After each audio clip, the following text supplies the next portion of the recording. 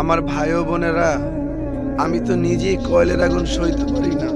কিভাবে নরকের আগুন, জাহান্নামের আগুনে আপনি আমি থাকবো ভাই।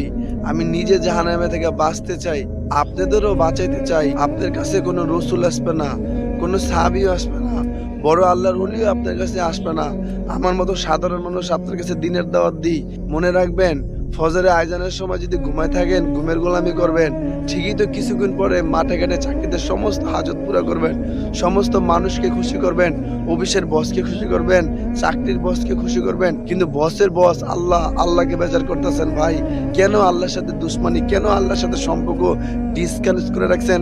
এই পৃথিবীতে তো সমস্ত মানুষের লাগে সম্পর্ক আপনার ভালো, কিন্তু আল্লাহর সাথে সম্পর্ক ভালো না। কেন আল্লাহর সাথে সম্পর্ক রাখেন না?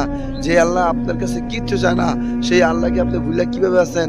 আল্লাহ আপনাকে 10 দিনের জান্নাত দিবে, পরকালে উত্তম বদলা আল্লাহ রাসূলের সাথে দিবে, খালি একমাত্র আল্লাহর হুকুম মানার কারণে। ভাই বিশ্বাস করেন, নামাজ ছাড়ার দ্বারা আল্লাহকে ভালোবাসা হয় না, মাথায় টুপি ছাড়ার দ্বারা, ক্লিন শেভ করার দ্বারা আল্লাহ রসুলকে ভালোবাসা না ভাই।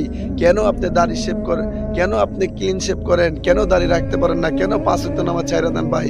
খালি নামাজ পড়বেন কিন্তু পড়া হয় না, দাড়ি রাখবেন কিন্তু রাখা হয় না, শেভ করেন ভাই। এগুলা শয়তানের ওয়াসওয়াসা। শয়তানে আপনাকে ধোঁকা দিয়ে আপনার হায়াত, আপনার বয়সকে শেষ করে আপনাকে জাহান্নামে তার সাথে নিতে চায় ভাই। এখনো সময় আছে, আপনার দিনই ভাই ওসামা। আমি কোনো লাইক কমেন্ট শেয়ার কিচ্ছু চাই না ভাই। আমি নিজে জাহান্নামের আগুন থেকে বাঁচতে চাই, আপনাকেও বাঁচাতে চাই। এই যে আমার পিছনে কুয়াশা, এই ঠান্ডা পায়ে আপনি ঘুমাইতেছেন, এই ঘুমের গোলামি না কইরা, নফসাই জিন্দেগি না কইরা রফসাই জিন্দেগি করেন। আল্লাহ আপনাকে দুনিয়া যা যা দিবে, দুনিয়া শান্তি দিবে, পরকালে আবু বকর ওমর আল্লাহ রাসূলের সাথে জান্নাত দিবে। সব শেষে এই দিনের পথে থাকার কারণে, আল্লাহর হুকুম মানার কারণে শোন, আল্লাহ আপনার জান্নাতে এসে আল্লাহ নূরের হিসাব সরে আপনার সাথে সাক্ষাৎ করবে, আপনার সাথে কথা বলবে ইনশাআল্লাহ।